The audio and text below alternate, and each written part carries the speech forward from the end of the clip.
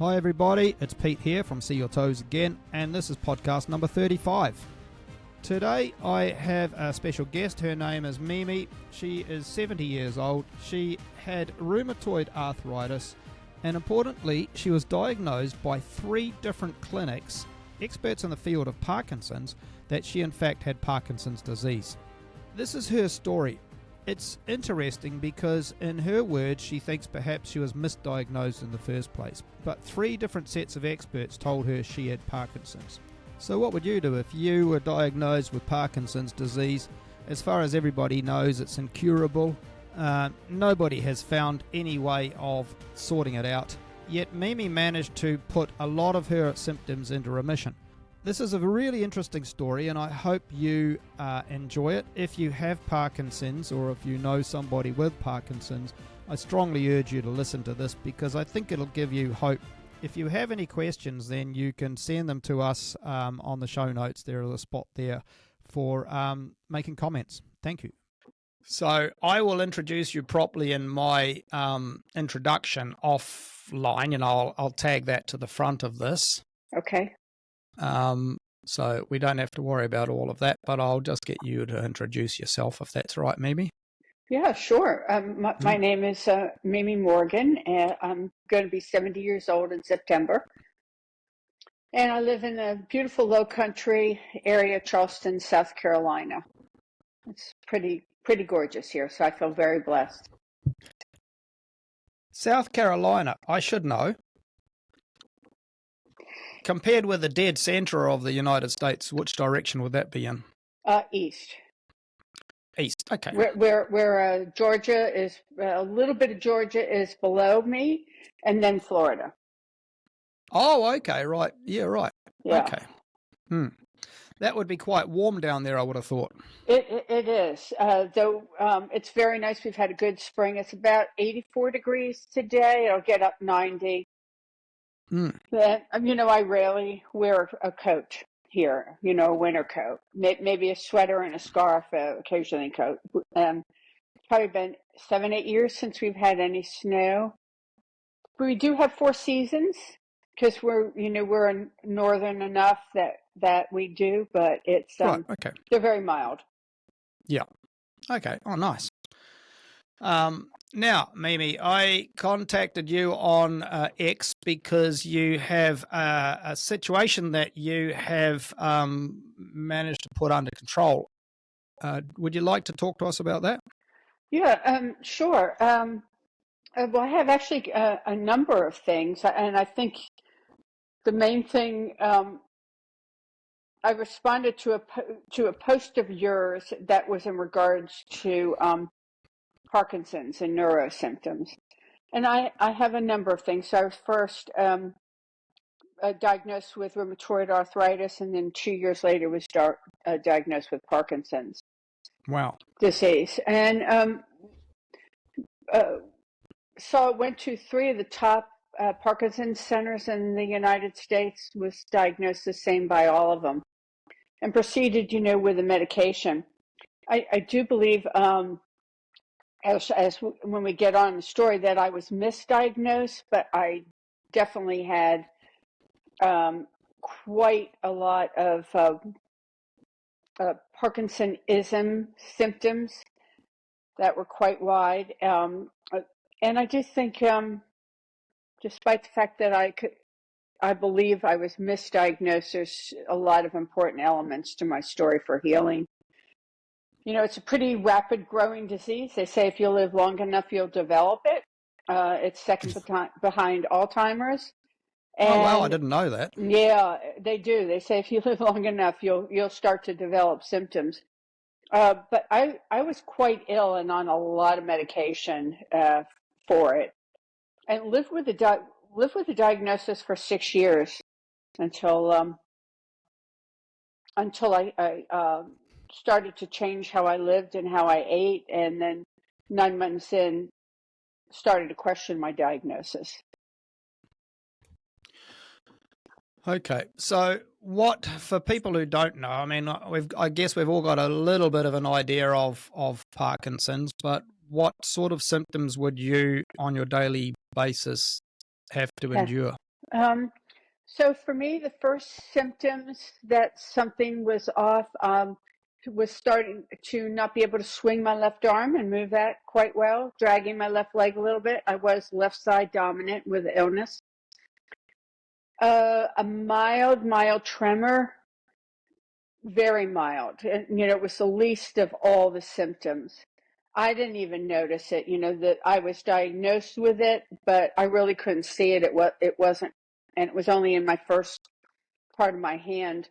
I definitely had balance symptoms. For me, I had cognitive issues that were pretty soon on. My daughters noticed that when I got up from the chair, there was a hesitation, and when I moved, so my movements were becoming a little slower. And the other thing is they noticed was masking. I started to lose expression in my face. I started to have a little trouble with my speech. And, soon after the additional symptoms, I had nighttime dystonia, which became quite severe, which can be a part of Parkinsonism, Parkinson's usually later on. I had a voice tremor. I started to develop nighttime terrors where you act out your dreams. Oh, okay. And started to develop autonomic symptoms, which are typical of, that was probably about a year in, that's typical of a Parkinson's plus. And at that point, then I became a multiple system atrophy suspect, which ended up dropping after 5 years. It looks very similar to Parkinson's, but at about the 5-year mark, it splits off and goes its own direction, and that's one of the more advanced forms. Slowness of movement. I had cognitive rigidity. I actually quite had a big range, and was on 1,200 milligrams of carbidopa levodopa just to get through my day. Wow. Okay. And that's a lot. And then additionally, I had cognitive, which for me was the most disturbing. I started to have cognitive decline and executive function decline. Okay. Because I guess most people understand Parkinson's as the tremors and so on. They do, and that actually does not need to be there in order to get a diagnosis.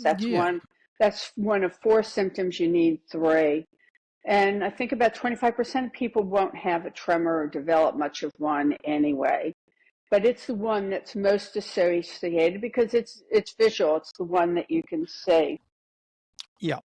And whereas Parkinson's, of course, a lot of people would see it as a physical issue because you're trembling and stuff, or all of your other symptoms that you've listed, but it's a neurological illness, isn't it? It's your brain that's playing up.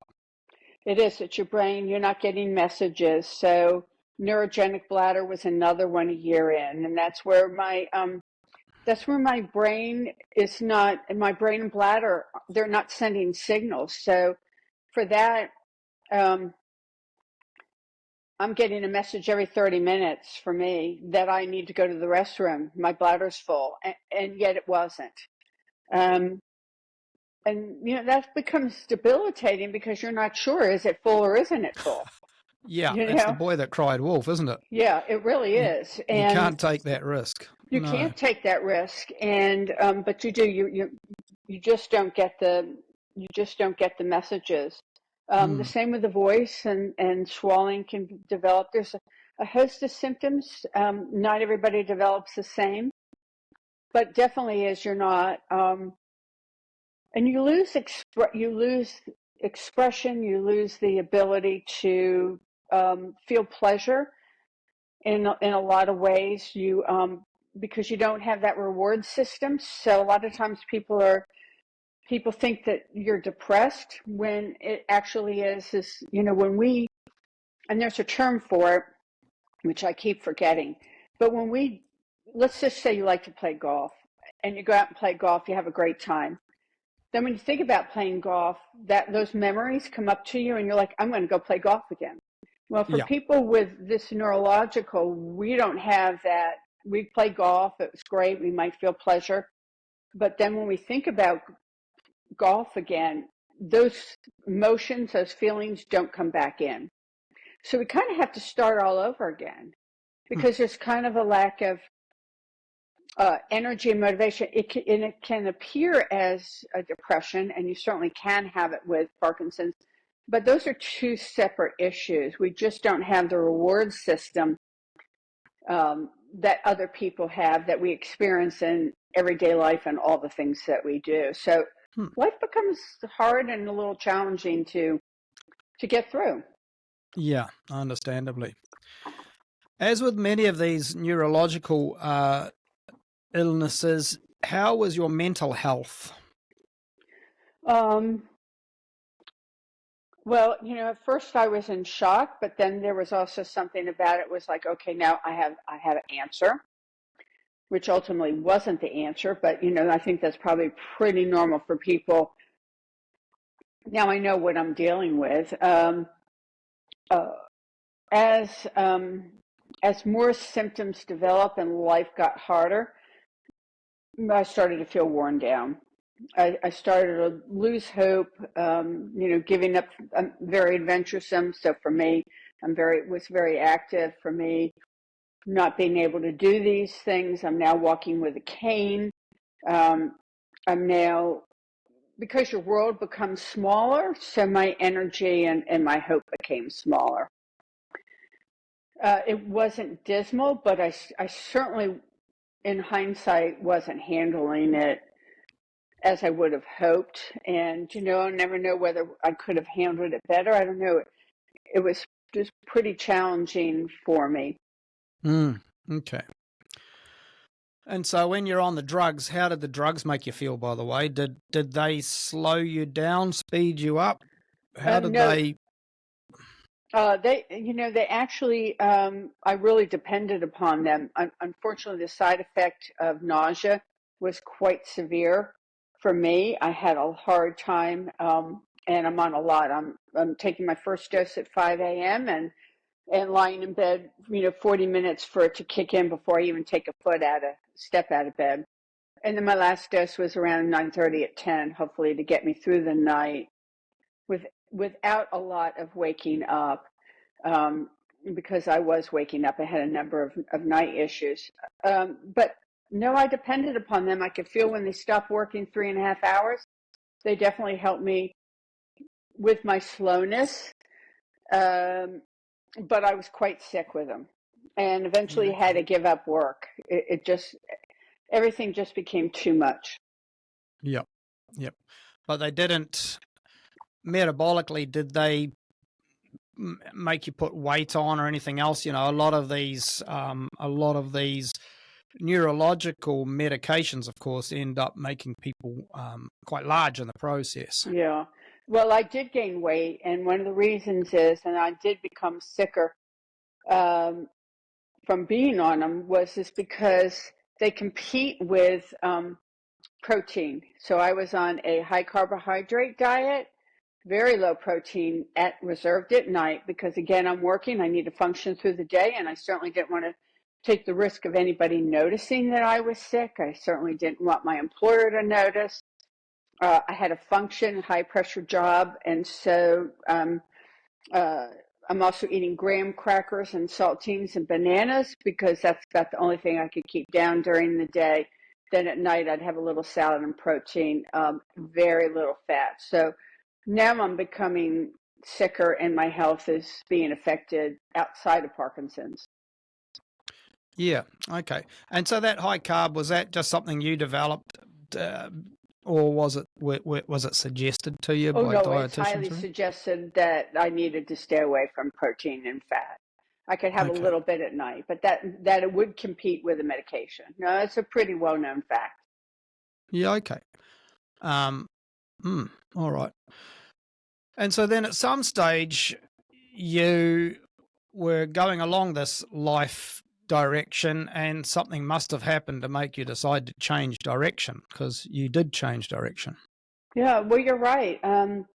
So about a little over 2 years and 2 months, living with a diagnosis, I happened to sit on a bench on a real pretty February day, enjoying the sunshine. I just walked was actually a good day for me, which is really interesting. Uh, I I was started to get up back walking 2 miles. Exercise is the best thing um, for this disease. They'll even tell you exercise is the first pill you should take before you take your medication that we're going to prescribe you. I dropped earbuds that were just given to me. I had to walk back, and they were back at the 1 mile mark, so I had walked 4 miles. I had a little bit of extra energy. I was kind of really pleased that I was able to walk that extra distance. And anyway, so I'm sitting on the bench, and that's where I had a stroke, medium-sized stroke. And my life was about to get worse, and whatever I had faced before seemed pretty, not very, of consequence after this stroke. I came through the stroke fine. It was the easiest part of this whole story, but sadly I was infected from the IV with, at the time was Staph A, later diagnosed as MRSA, an infection that spread through my body and then my spine, nearly killing me. And I was quite sick in the hospital for almost 3 months, given the little hope of, I had emergency surgery. That was extremely risky to try to, kill the bacteria in my spine. It was also in my spinal canal. I had an abscess. If it burst and went to my brain, it would be immediate death, or pretty soon. And went home, did physical therapy for about 15 months. And it was at that point, my mailbox story, where I walked to a mailbox that I hadn't gotten too much past every single day, and turned around in absolute defeat, just going to accept my lot, that this was just going to get me, and that I was going to live a pretty restricted life, way worse than I had even thought with anything else. And I had a question posed to me in my mind. Was this, well, okay, you can't do what you want, you can't do much of anything. Do you have anything left in you? What can you do? And my answer was 10 steps. So I took 10 steps, turned around, did 10 steps, and then every day proceeded to do that. I knew that I needed to get some weight off, and I went across the street to see somebody.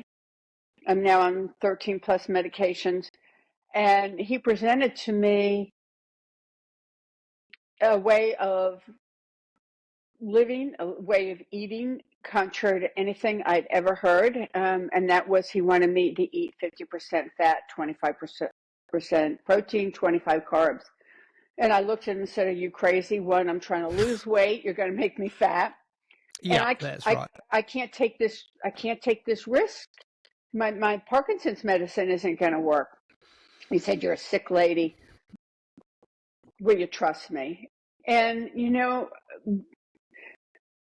I knew that if I went to the doctors, I was going to get another medication, just live this way. And I trusted him. And that was one of the best things I've ever done. And that's quite amazing, to trust somebody who is, in your mind, potentially giving you a death sentence, because it's kind of like the way you're going isn't working. Right. But are you going to get, is one of those things, is the cure worse than the ailment, for you to decide to take that leap of faith? That's quite amazing. I'm impressed with that, because a lot of people, like you say, would have said, I need to find somebody else to talk to. Yeah. Who makes more sense. Yeah. I listened to my intuition when it said, "What can you do?" And I'm like, I have 10 steps. And I accepted that, and I kept doing 10 steps. So that opened the window for me, then listening to my intuition. And I had a connection with him. He was a man that was also sick. We spent about an hour and a half talking. And I just, what they were telling me to do wasn't working. And I knew I wasn't going to live long if I kept listening to them. So I'm not sure really what kind of choice. Yeah, that's right. What kind of choice exactly. I had at this point. And, within 30 days, I didn't feel better, but I wasn't feeling sicker. And I had been feeling sicker every month. Every month I was getting worse. Yeah. Every month something was popping up. And now we're, nothing is. And that fueled me to keep going. Okay.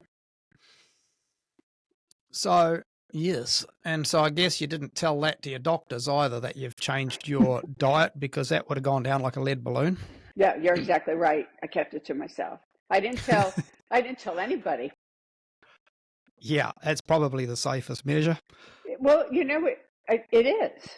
I just was like, this was my secret with him. I just was going to keep going, and I met him every week, and had to talk me off the cliff a lot. I kept walking. I kept doing that, and then now I'm getting a little bit of energy, so I'm starting to get some sun. I'm starting to want to be outside. I'm starting to, and I stay with those 10 steps. I didn't do any more. I still physically, needed a cane. I still physically, everything was difficult. I had to sit to wash my hair. I couldn't empty the bottom of a dishwasher. I still need a lot of rest. Movement was very restricted, but I just kept doing with these things, and that was enough to just give me a little bit of hope. And it was probably about 3 months I started to feel improved and started to intuitively add a little more fat in my diet. And it was about pretty close to the 9-month mark where I started to get up into ketosis, 70, 80% fat, and really started to feel good. And that's where the light bulb went off in my head, and I realized the connection between food and illness, and where I also started to question, I'm not sure I have Parkinson's because my symptoms are getting better. And I voiced it to him, and I voiced it to nobody else. Okay. So when you're saying that your symptoms got better and that's why you're thinking you didn't have Parkinson's, is that because Parkinson's is, and I don't know the answer to this, but is that because you're thinking Parkinson's is irreversible? Would that be fair to say? I would say that would be fair to say. I mean, we're told that it's not, and I'm going to say that that's so accurate that why I think I'm misdiagnosed is because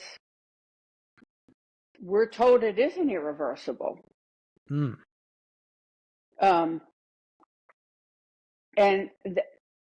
I think that's a valid question to consider. And I guess that's the problem too, is from the medical fraternity, they see somebody like you who comes in, and let's face it, by your own admission, you had quite a few different symptoms for different things, and then you ended up with a stroke, for goodness sake, just to add to the list. You even had rheumatoid arthritis at the start there. And so I guess it can be easy for them to decide to say, right, you've got Parkinson's as well, whereas if in effect you've got a bunch of symptoms that are mimicking Parkinson's. Would you say that, or would you think honestly now that you had Parkinson's or you had symptoms that looked like Parkinson's?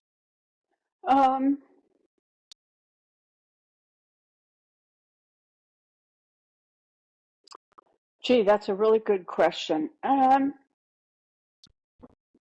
Or is there any difference? Because let's face it, again. Well, that's another good question. Exactly. Can doctors emphatically say to a person, you have Parkinson's, as opposed to you have all of these symptoms who could be, they could all be Parkinson's, or they could all be a range of other neurological disorders that are coming up with the same symptoms. I guess it's the same. It's the same story where people love to put stuff into a box, including illnesses and diseases. Oh, I've got schizophrenia. Oh, I've got bipolar disorder. What about the person who's got both? What about the person who's schizophrenic one day and bipolar the next day and then depressed? And then, these are all neurological situations, of course. They're all, and perhaps it's the same with Parkinson's. Well, it's a good question, because when you don't have those symptoms any longer, does that mean you never had the disease, or does that mean that it's gone? Or is it a result, of a number of things and you've just treated it? So that really is a good question. You are right. We are put in a box. We are. I can use that same theory for rheumatoid arthritis. I can use, which is in complete remission. I was on medications that was over $50,000-$60,000 a year for that illness alone. Wow. Taking not only injections, methotrexate, the prednisone, and the Plaquenil. I'm off of it all. So does that mean I never had it? Or does that mean, I could do that with everything? So that is a good question. And we are taught that this is irreversible. And I'm not sure I believe that. Yeah. I think we can, I think there's much we can do. And clearly for the array and the extent of symptoms on 1,200 milligrams to keep it under control, that's an enormous amount of medication. I mean, I think 1,800 is the max. So I'm getting pretty high up for somebody just 6 years in the illness. And I am completely fine with no symptoms, including reversing my cognitive decline. I've reversed it.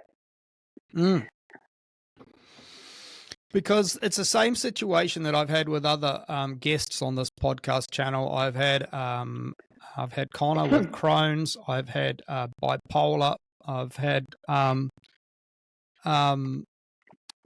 a number of different ones. I had Harmony last week with schizophrenia. Now she says that it hasn't changing her diet hasn't changed her. She hasn't got rid of schizophrenia, but she's got it under control.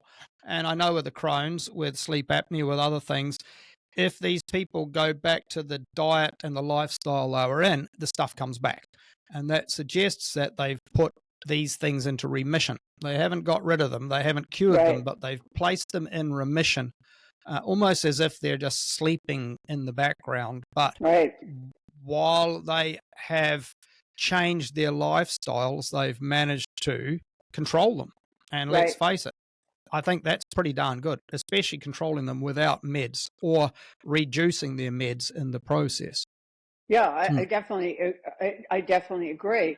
And then that brings up the question, can you prevent these from even happening in the first place?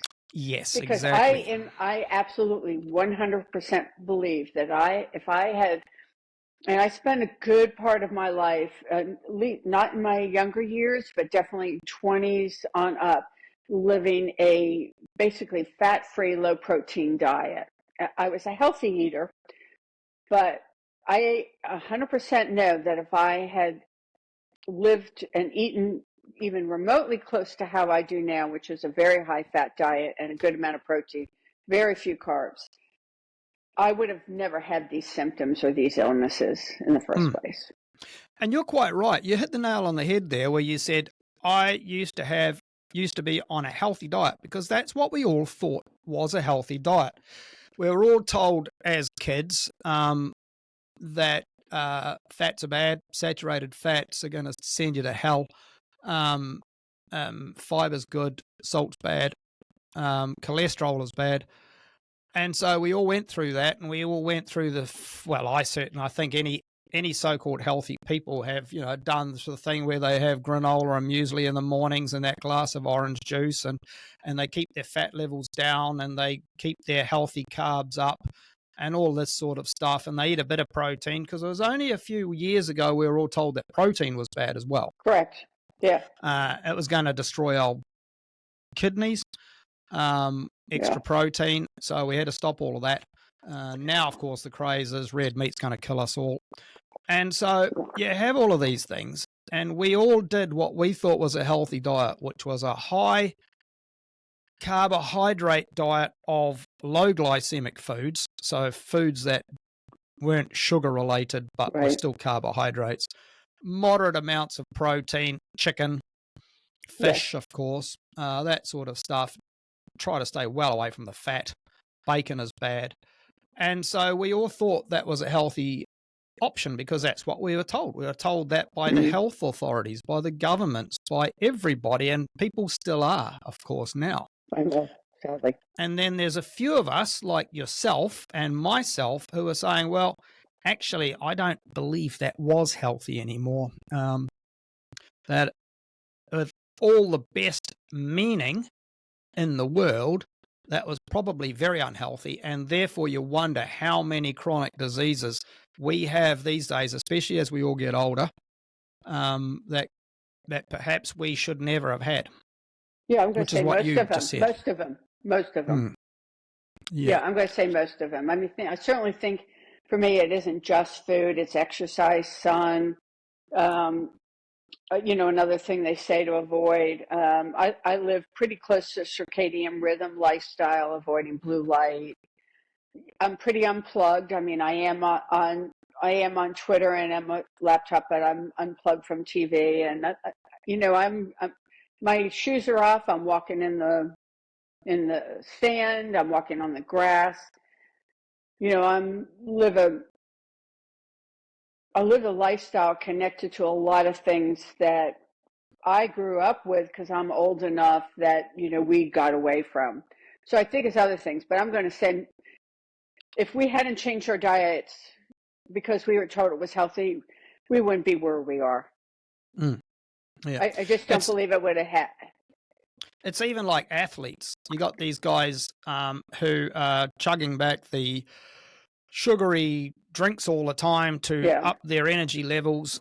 Because I'm a distance athlete, I need to knock back these pure glucose drinks every half hour, all that sort of stuff. And next thing, they're being diagnosed with type 2 diabetes. It's like, but I'm really healthy. You are, and your lifestyle has given you type 2 diabetes because you have screwed up your whole body. Right. Because it's not designed for that. Yeah. So can you tell us a little bit then about, because I'm sure there's lots of people out there who maybe see some of your symptoms in themselves and they're thinking, where do I start then? I mean, just saying 50 and then you went up to 70% fat. What does that entail on a daily basis? Well, it's a little different for me now because I'm a carnivore now. I decided to streamline just because the MRSA, the last part, that affected my immune system, and so that's sort of my last hurdle to try to get past. But I started to eat a lot of beef. I mean, that's really what I started to increase more, and I started to eat the fat. And then I started to want more. So, I just allowed I made sure that I was always gluten-free, lectin-free, oxalate-free, which means I'm pretty stripping out all the vegetables at this point when I first started, because I was eating 25% carbs. So it may have been avocado, sweet potato once or so a week. I still was having salads. Nightshades wreak havoc on my RA. So I would definitely say... To put people in the picture, a nightshade would include tomatoes, capsicums, all that sort of stuff, all the solanaceous plants. Red pepper, any kind of red peppers or red pepper. Cayenne, not so much because the shell's out. Eggplants, some of your squashes. I mean, even now, if I am traveling, I might not be as strict, and I might have something with a nightshade, especially a pepper. For the next day, I can just feel my joints inflamed. So I stay away from that. Beans I eliminated. They have a lot of lectins. They can have oxalates. I just started to remove all of those because I'm just starting to feel better eliminating a lot of these things. So maybe just a little bit of salads. And then definitely adding the beef and the more fat, avocado. Add a little MCT oil to try to get my fats up that high. Yeah. That is tricky, isn't it? Because getting your, I've tried carnivore off and on, and to be honest, it's more on than off these days compared with keto. I've been keto a long time, but I'm sort of finding myself drifting towards being more carnivore than keto. I guess that's that ketovore business that they talk about. Yeah. Um, and yeah, getting the amount of fat that I need becomes a little bit challenging because although I love pork belly and lamb chops, I had lamb chops last night, from New Zealand, by the way. See, Oh, wow. hang on, there it is. There, Okay. that's our New Zealand rugby team there. Okay. Um, lamb chops full of fat, but it is difficult to get enough fat in, perhaps. It is. So then sometimes I would add an avocado, or then I'd start to add MCT oil to it. And I still take that. I'm actually back taking it because I'm starting to feel like, I'm not sure I'm getting enough fat. Chicken, maybe once or twice a year, only because I have to, or, which means I'm at somebody's house. It's like, why bother having chicken? I do eat oysters, and I do eat salmon and cod. Bacon's a garnish for me, which means I'm not going to eat a plate of bacon. But I might wrap it around a piece of cod. Yeah. I have farm butter, and I'm generous with it. And I eat beef 5 or 6 times a week, and I eat a pound and a half. Eat till I'm full. I've just given up eggs in January. I'm actually not an egg eater. I got myself back eating eggs. I gave them up in January. I'm not sure. It's a great source of protein. But I think I just do better with a real simple diet. I was really, and maybe somebody can get away not that simple, but I was really sick. So for me, just keeping it really streamlined, I feel the best. I keep trying dairy, including making my own kefir and yogurt. Even went to a cheese making class to make goat cheese with raw goat. I just can't do dairy. Okay. So I just, other than butter, I just need to eliminate it. Okay, what happens when you eat dairy like cheese and stuff? I think it slows me down. Definitely, I feel like it puts weight on me. I don't maintain. I definitely think it can trigger cravings. I just do better with a real simple diet. And here's the thing, when you start to get well enough and you get rid of the carbs, you start to sleep well, which, I was lucky if I got 3 hours a night. I sometimes go 3 days totally awake, unable to sleep. I also had severe restless leg syndrome along with this. Now I sleep, 8 to 10 hours a night. When all these things start to improve and your body heals, it's able to figure out what it needs, and you're able to listen to it if you slow down enough. And for me, because people say, well, what do you eat? I just listen to my body. Some days, especially if I train hard, and I do train very hard, that's part of this equation of getting well. Sometimes I need a pound and a half. I'm not a big woman. I'm 5'3", 120, but sometimes I need a pound and a half of beef for my meal. Sometimes I need 2 meals. Sometimes I need 1. Yeah, okay. And I don't think it's easy to figure that out when you're sick. When you're sick, I think you just have to kind of have a plan, and then eventually you'll be able to figure out what you need day to day. Yeah. And a lot of people who are listening, who are used to eating lots of carbohydrates and a little bit of protein and no fat, of course, they'll be a bit freaky right now because they're like, I want to get better, but eating meat all the time, I'd rather kill myself. And the fact remains, though, that once you start feeling a little bit better like this, and once you wean yourself off the sugars and the carbohydrates, the bread, the potatoes, the pasta, you don't want cheesy mac all the time, then you realize that this food actually isn't too darn bad. And like you say, for all the people out there who have gone through the calorie restriction methods of losing weight, well, you don't really, in my opinion, you can kick that out the door too, because you eat until you're full and then you don't eat again until you're hungry. Correct. And real hunger, not you think you're hungry, real hunger. Not peckish. Yeah, that's but right. Here's the thing. If you increase your fats and protein,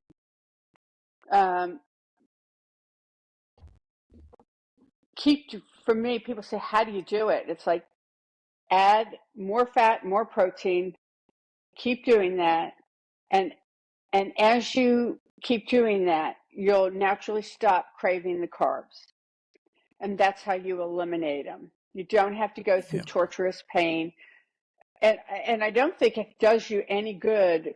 But what does you good is if you want to have that potato, but make sure you have a bigger piece of meat and you eat all the fat on the steak. Because the next time you serve yourself that meal, you're going to want the steak and the fat, and you're going to want a half a potato. And then eventually you're not going to want a potato. And eat the steak and the fat first, thinking that potato is your dessert afterwards, your reward, because that way you're filling yourself up on the protein and the fat, of course. Otherwise, if you have it around the other way, you might fill yourself up on the potato and then not feel like the fat at the end, which is the good bit. Absolutely correct. Now, I might be jumping around a little bit. Oh, here, you mentioned MRSA. Can you explain what that is? Yeah, so originally it was staph A, which is Staphylococcus aureus, which is a deadly bacteria. It's treated with antibiotics. Pretty much all of us carry it. Our body keeps it at bay. I wasn't responding to the antibiotics, and I was on quite a few, which is why it was allowed to spread to my spine. Mine was bloodborne from the IV. It was apparently contaminated. Some people can get it on their skin when you have surgery, or if you have a cut and there's a bacteria in. MRSA is methicillin resistant, which means it's antibiotic resistant. It is very hard to kill, and it encapsulates like cancer does. Lyme disease is another one that can encapsulate, and it hides in your body waiting for an opportune time. That happens if it's been allowed to seed, which means plant itself in your body, which they believe mine did. I was told I was on antibiotics for 3.5 years. I was told to be on for life. I took myself off of them 2 years this month, actually, just a couple of days ago. I took the risk, knowing that it could easily come back. It's very hard to kill. It's very hard to fight when it spreads to the bone. Mine was the spine, destroying my vertebrae and my disc, which then collapsed. It's pretty hard. Also, being in the spinal canal, I mean, it's really hard to kill. Yeah. It's found its most opportune place as far as it's concerned, knowing that how difficult it is for anybody to get it the hell out of there. Yeah, it's going to just hide and wait for a time when your immune system's weak to rear its head. I had an episode of it a year ago. It came back 2 times, but I was able topical, which was interesting. Never had a topical on one finger. I was able to beat it back, and it was then after that I really started to go the hard corner of really trying to feed my body the most nutrient-dense food all the time to try to strengthen my immune system to fight it and keep it at bay. Yeah. Okay. There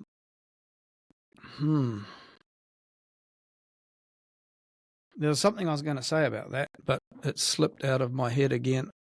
But you certainly, that's right. So with regard to your spine, you said that your vertebrae collapsed. I take it you had an operation on that or something of that nature then? I can never have metal in my body again, unless it's like absolutely, like if I were to shatter my hip and I'll be in a wheelchair, if I decide I want to take a risk, I can get something. Other than that, I'm to never have, because that's just an opportune time for it to come back. So no, I had surgical debridement, and they to hose down my spine, but they allowed my spine to self-fuse. Oh, okay. Vertebrae L2 through 4, and so I have an extra curve for it. Most people can't see it. I notice it. If you're a trainer, physical therapist, you can see a little extra curve. I work hard to keep it straight. I lost about 1.5 inches. A little bit more on one side than the other. Okay. So there's 2 things I want to talk to you about. and no doubt we'll drift off into all sorts of other subjects as well. The first one you've already mentioned to a certain degree is exercise. Right. What does your exercise look like on a daily, weekly basis? Well, now it's changed. It's taken me a long time. It's taken me quite a few years to get here. It was very slow progress. I was sent home after 3 months with a walker. Well, that's right. You started off being able to walk 10 steps, let's face it. And I kept walking those 10 steps and eventually got back to the 2 miles. And I kept walking because as my diet's improving, I'm having energy. I'm feeling good. I'm feeling healthy. I'm able to walk a little bit more. About 2 years ago in April, I was diagnosed with borderline osteoporosis. They wanted me to put me on medication. I absolutely refused, and I hired a weight trainer. I have a 75-year-old woman who's been a professional trainer for ages, and I trust her, and I started weight training. I weight train privately with her. It's the best money I spend other than my beef. I train with her 3 times a week for an hour. And we slowly built. I've gotten quite strong and capable of doing a lot. So I do that 3 times a week. I walk. I'm now up walking. I'm training to walk the French Way across northern Spain, which is about 15, 20 miles a day. So I'm up to about 12 miles now. So I do one long 12-mile walk once a week, and then I do 3 shorter ones. And on Saturday, I do a group circuit training, Tabata, which is 20 or 40 seconds on, 10 or 20 seconds off. And then I have one rest day, Tuesday. Today is my rest day. So I'm pretty active. Yeah. I get a lot of exercise. I go to bed like a kid who's played outside at night and is exhausted. So yeah. Which is what we're supposed to do, I believe. We're supposed to move. Exactly. You're supposed to think, oh, God, thank goodness for bed.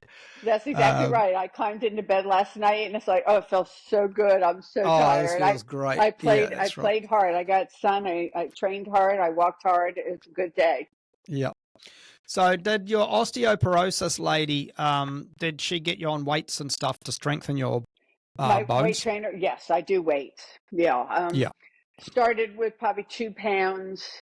Now I'm doing, 20-pound bicep curls. I can leg press 265. I mean, I started with nothing. I can do a lot now, but it's been very slow. I have a lot of workarounds. I have a partial torn rotator cuff on my left side and a partial torn meniscus on my right. I'm actually walking with my leg brace again, not to mention my spine. So we have a lot of workarounds. That's never, ever an excuse not to do something. She finds a way for me. Are the likes of the rotator cuff, are they just things that you have done while you're busy and you've managed to pull something, or what's the drill there? I think, they say, everybody's got something torn somewhere. You know what I mean? You live to. I rode horses. I show competitively. I've been dumped a gazillion times. I've done all sorts of, adventure activities. I mean, eventually something's just going to start wearing. And I also have, pretty bad osteoarthritis. I mean, I can't expect to get to my age without some, bumps and scrapes and torn ligaments and joints, right? Yep, that's right. You're quite right. I've got half a dozen screws holding my right shoulder together, and I noticed when I'm driving today, and it's nothing to do with this half a dozen screws because it's actually quite a strong shoulder these days because that was 4 years ago I got it screwed back together. But I just, like you say, there's always a niggle. There's always, a chronic pain somewhere. But then I work hard at the gym. I really pushed myself. I did too. And I think, and it feels good. It feels good to push yourself. It really does. One of my mottos is you can do hard things. It feels absolutely good to push myself. when I got out of the hospital, I lived in a townhouse that had 27 steps. Well, I never went back in because they said I'd never be able to go back up steps again. Certainly not 27. Maybe 5, maybe 10 with a run, but I couldn't live day to day doing 27 steps to get from one end of my townhouse out the door. And now part of my training, well, we started probably about 6 months on, is on Mondays, I carry a 20-pound kettlebell and I run up and down a flight of stairs until I can't move. And I think it's important to, it gives me a great sense of victory because they said I'd never be able to do stairs, and here I run with a kettlebell. But, when we get older, our world becomes, if we allow it, our world becomes smaller. And Yeah. I live each day making sure that my world is as big as possible, so that I can get up off the floor without my hands. I can run up and down stairs now so that if something were to happen, I'll be able to walk them because I ran up them when I could. And so I try to live my day like that each day. I was thinking that yesterday, 2 things. I was at the gym doing squats and I did my fourth and last set, and I thought, right, this is going to hurt. And normally I hate squats. I do them all the time, but I hate them. But this time I thought, no, this is going to hurt and you're going to dig in. And I did, and I was really proud of myself. And then when I was doing the deadlifts afterwards, because I have a bit of a grueling session right at the moment, I do 2 or 3 leg days a week, just for the meantime. Yeah, so I did legs on Friday and then legs last night, which was Monday again. And I pushed heavier than I did on Friday. And each day I am going up a little bit. But then I got on the deadlifts and I got to a certain weight and I thought, man, it was 5 or 6 years ago, the weight that I was lifting was my 1 rep max. And last night I did 5 of them in a row. And I'm 60. And for people who think, you should rest, you should look after yourself when you get old, it's like crap. No, I'm kind of the opposite. Yes, you got to watch yourself. Yeah. But that's when you got to work even harder. If you're going to use it or lose it. Yeah. Oh, you're exactly right. I mean, as I said, I'm going to be 70 in September. People look at me like I'm absolutely mad. Training men and women, like, what are you training? And I train hard with a trainer. Why are you training this hard? Why are you walking this many miles on top of everything? And it's, well, one, because I can, but I'm really fit. There's not much that I can't do, and I want to stay this way as long as I can. You said that we're supposed to move. We're not supposed to. I have friends who barely get out of a chair when they sit in it. I want to be able to get out of a chair with ease. And we just are. We've been convinced that aging is our medications, illness, disease, immobility. We're to do less, and I'm like, oh no, I'm just like you. I'm the opposite. Yeah. Well done. You've got 10 years on me, but I'd like to think that in 10 years' time I'll be as active as you are. No doubt more because you started earlier than me. Well, that's true, exactly. And I didn't have all of your underlying issues to start off with. My starting was a little bit different from yours. For the metric people, you said that you were 120 pounds? About 120, yeah. I put on 10 pounds when I started 2 years ago. I was skinny, frail, a bag of bones. And so, yeah, I've got 10 pounds on, and I'm 5'3". Okay. And for metric people out there, 120 pounds is 54.5 kilograms. And if I if I divide that, 54.5 divided by 6.7, I think, don't quote me, it's about 8 stone. these Brits, I'm a Kiwi, but I live in Britain, and I tell them that something's 55 kilos. They say, oh, how many stone is that? I've got I've no never idea. heard of stone before. No, all the Brits will know it in stone. Stones. Okay. How many stone are you? So, yeah, I think there's 6.7 kilograms in a stone. Now, another subject is fasting. Do you do fasting? I do. So I did intermittent fasting for years. I still do. I'm a little bit reversed. So now I'll maybe have something. I fast before training and when I train. I'm one of these people that I get nauseous every time I train. There's just no work around it. So I'll fast and then I'll train, and I usually have my meal before 4 o'clock in the afternoon. Sometime between 1 and 4 will be my main meal. Sometimes in the morning, and sometimes even before training, I'll have bone broth that I make myself. It might have a couple tablespoons or a little bit of meat in it, and I seem to be fine with that. It doesn't make me any more nauseous, but yeah. So I stop. I'm up early. I'm up, watch the sunrise. I'm up by 5 a.m. I work 3 days a week part time, and I'm up at 4 a.m. to get to my job. Wow. So I'm in bed by 8:30. So I'm done eating well by 4 o'clock in the afternoon, with rare occasion. Yeah. And what time do you train then? Is it in late morning? Usually right after work. So I'm done with work at 12:30. Yeah. Okay. And so I'll train like at 1 o'clock. Mondays I train at 10. So obviously I'm fasted. And I just work 2 or 3 days a week part time. Keeps me sharp. How to learn a computer system. It's good to. And I work at a senior center actually back in the fitness section. So it's really good. Okay. So do you do, or have you done longer period fasting? I have. I actually need to do another one. So I've gone like 76 hours, haven't gone longer. And I absolutely loved it. Had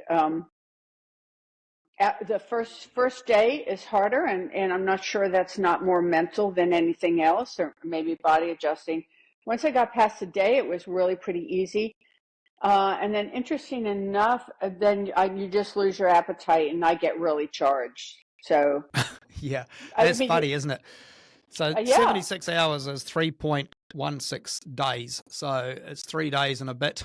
I've managed 48 hours, and it's funny because at the end of that 48 hours before I ate, I went to the gym, and I think I did a legs day that day, and I blew it. I blasted it, and it's like, I'm saying to people at the gym, I haven't eaten for 2 days, and they're like, what the hell? And they're expecting me to flake out, but I'm literally bouncing off the walls, all these damn ketones flooding through my veins. Is that what it is? Because I just was like, I could, like, probably the best workout I ever had.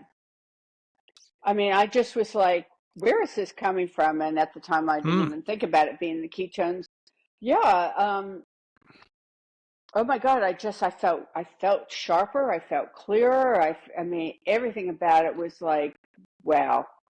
And it was interesting because most of the time I realized, okay, I think I'm hungry, and actually I'm really thirsty. Yeah, I'm not hungry.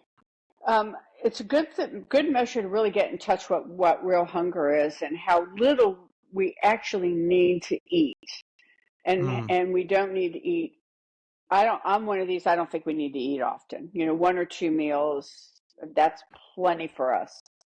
Yeah, and I think you're quite right. And I think that our ancestors, of course, would have spent quite a bit of time where a day here, a few days there, maybe a week that they couldn't eat because they didn't find any prey, especially in the middle of winter.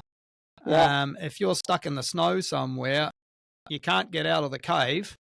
You Right. could easily spend a week in there or longer and not eat anything. And I think we are designed for that process. We're certainly not designed to eat 3 big meals a day. Yeah, I agree with you. I do think we're designed. I do feel the body functions pretty optimal that way too. Yeah, I do find I eat kind of 2 meals a day, 11 o'clock-ish, 10:30. And then after the gym, which I train at the gym after my day job, so that's sort of like 5:30 at night for an hour. So I get home kind of by 6:30 to 7 and eat then, which is kind of a bit late. Everyone tells me it's too late to eat, but it's just how my day is. There's nowhere else to put a good meal in unless I have my main meal at 10 o'clock in the morning. Yeah. So, well, if it works for you. Yeah, that's right. And I switch it around. I used to intermittent fast and not have a meal till 1 and then have my meal at 5. I just find that since I go to bed so early, I do better to finish eating earlier. Yep, I understand that. So then how do you feel now as far as all of these illnesses you had? You had, let's call it Parkinson's or Parkinson's-like diseases, your rheumatoid arthritis, all of your other aches and pains and illnesses, and, well, when I say aches and pains, that's underrating it. All of your chronic and neurological diseases. How do you feel on a daily basis now? Oh, I can't ever remember feeling this awesome. So I also had asthma since I was 2. I haven't seen a doctor in 2 years, and I've been off of all medications and symptom-free for 2 years. Wow. I feel absolutely incredible. I am a force to be reckoned with. Enormous amount. I mean, I really am. I have a ton of energy. I have a bridge that's, right around the corner, has the only hill in town. It's a gorgeous bridge. You should look it up, the Ravenel Bridge. I post a sunset picture every night. I mean, I'll go back and forth that thing. And I mean, I'm flying past people that are, 40, 50 years younger than me. I've just got a ton of energy. I wake up each day grateful. I feel, enormously blessed. I have time with creativity. My attitude's great. My mind is sharp. Everything that you weren't. Everything. Yeah.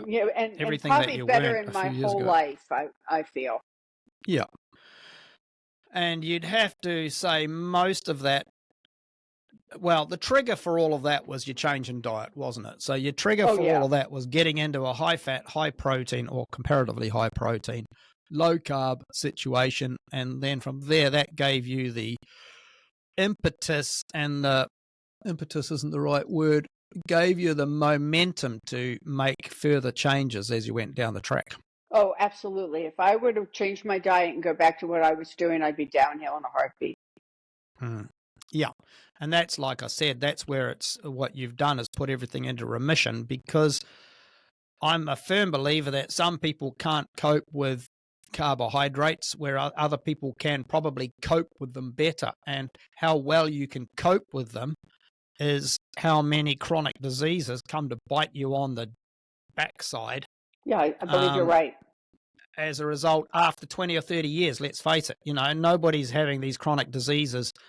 Well, a lot of people aren't when they're 25, 30, and they're all full of, all you've got to do is eat less and exercise more. They're the ones that are telling us all how to do it. But it's after 20 years or a bit longer that all of these chronic illnesses are coming back to bite everybody. Yeah, absolutely. I mean, because I didn't have them when I was 50 or 40. I did weight train when I was then, because it hadn't accumulated and been enough. After a while, you keep going on another decade, it catches up. I think definitely if you get one, then you are primed for getting another one, and another one. Yeah. I agree. And I think sorry. No, sorry. You go. No, so, and then I think you have to be stricter. I think you can't deviate as much, because now you've got multiple ones, and your body has gone through a lot more than if you just catch it. But yeah, I do think once you get one, you're just primed for another system fail somewhere. Which makes sense, because you've got the first one, this is the thing about these chronic illnesses, and I think a lot of people don't realize when they're told that they've got heart disease or they've got type 2 diabetes, and so on, they're thinking, oh, how did that happen? It's like, well, it didn't just happen. It's happened over the last 20 years. All you're suddenly seeing is a change in the symptoms. And that's, I think, like you say, once one of those things is showing up, then chances are all the others will show up because they're just the next train down the train tracks. Yeah, you're right. And you know, the human body's ability to heal is absolutely fascinating beyond words. I mean, we have an enormous amount to heal. So that tells me that our body has an enormous amount of ability to keep these chronic illnesses at bay for as long as it can. And then when it breaks, then the floodgates can open. Yeah. You know? Yeah. And of course, it doesn't help. I know I'm deviating slightly here. It doesn't help when somebody's been told that they have high cholesterol, so the doctor puts them on statins. Right. Cholesterol, I love the subject of cholesterol because it's such an amazing product that we all have. And yet it's been so villainized, and you know, people get thrown on statins and it screws everything up, screws up their sex life, it screws up their brain, it screws up their ability to remember their own name. Their muscles.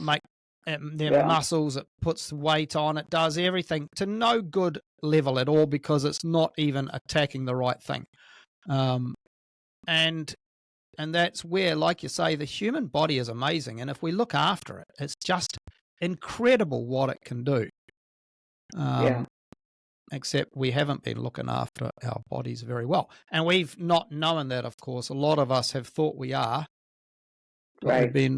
We've been let's not go too much down that, but we've been led down the garden path a little bit with regard to what's healthy. Yeah. Yeah, exactly. And that was actually the last time I saw a doctor. She wanted to put me on statins. I just, walked away because, of course, my cholesterol number is higher. By the way, my triglycerides are 56, which is absolutely stellar. They lowered. Yeah. And that's the thing, because people will be thinking, oh, no wonder her cholesterol is high. She's eating all that red meat. But my cholesterol's high too.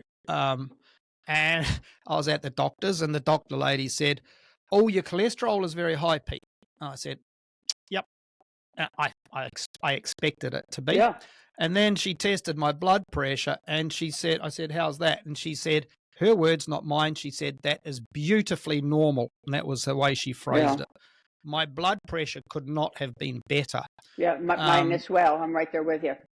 Yeah, and yet my cholesterol was high. Now, my LDL cholesterol was high compared with what they're used to, but I strongly believe that's because they're used to looking at people who eat lots of carbs, and so their numbers are different from ours. Correct. I'm right there with you.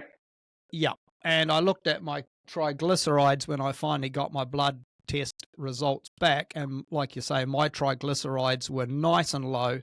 My triglyceride to HDL was very low. It was great. It was like, I'm more than happy with where my LDL is parked because my ratio is brilliant. So is mine. Mine's 50. I think mine's the 0.57. I'm well below the 1, and they say below 2 is good. So it's like, plus the fact is I feel good. I mean, people say to me, aren't you getting, don't you need to go to the doctor? I'm like, well, there's nothing wrong with me. Why do I need to go to the doctor? I mean, I don't. Yeah, but don't you need to go to check to make sure you're okay? I'm absolutely wonderful. I have no symptoms of anything. I feel great. I don't need to go.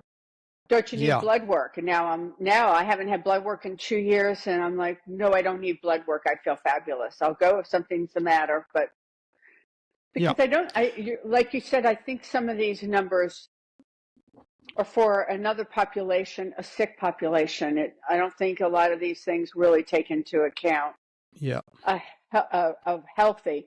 And actually the fact that they have a low and a high even says that they're taking into account not a great group in their numbers. Yeah, and their numbers their safety numbers keep changing anyway, so who Right. knows? But for anyone listening, it's your triglyceride to HDL ratio. If you get a blood test, have a look at those two.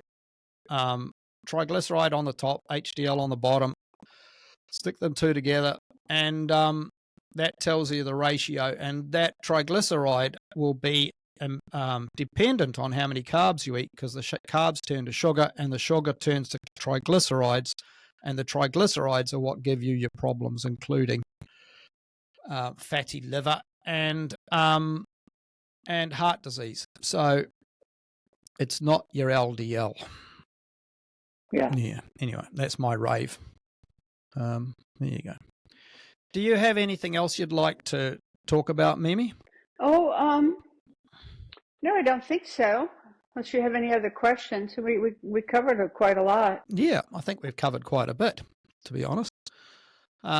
Well, in that case, thank you very much for spending your time with me today. I hope that you've helped a few people who are in the situation that you were in, and give them hope, really, isn't it? That's what it's about. It really is about hope, and thank you so much for having me. You know, I hear a lot from a lot of people, and especially people that, because there aren't many my age who have been able to turn around from so many illnesses as I have. And so, you know, I've heard from a lot of people that were about to give up hope or thought they were too old to turn it around. And then from a lot of younger people who were sort of dreading, thinking that they were having to live with the inevitable. And I think it's important that really it doesn't mean it's not hard, because it's certainly been hard for me to recover at my age, but it is absolutely possible. And and every decision that I make now is this the best thing for my health, and then that makes it really easy for me to make the right decision.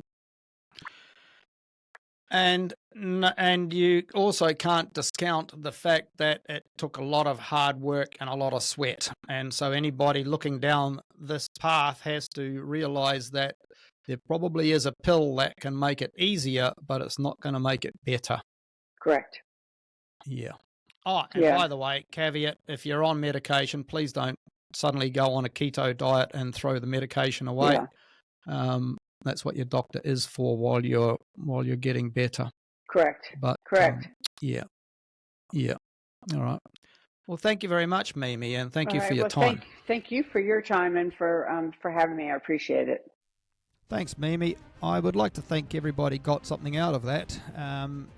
She's a wonderful person with a lot of energy, and I hope she has inspired you into, even if you don't have the illnesses she had, I think there's inspiration there for us all to get our act together a little bit more. If you want to make comments or ask Mimi anything, then you can do so in the show notes. There's a little spot there that you can leave a request or a question.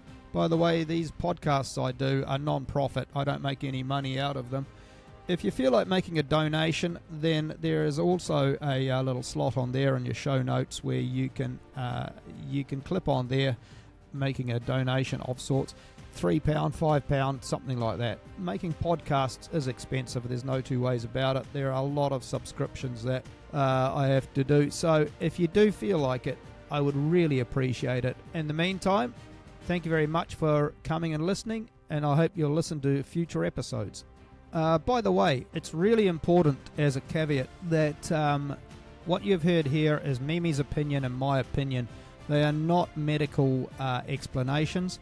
If you are on medication, then please don't stop your medication and race out and do what we've or what Mimi has done. Any changes you make are great, but make sure that you get them sorted out with your clinician before you make any rash moves. So please stay on your medications until your doctor says, yep, you're looking good, and then they will help you wean off them. So that's just a caveat. Look after yourselves, please. Use common sense. And have a good day. Thank you very much.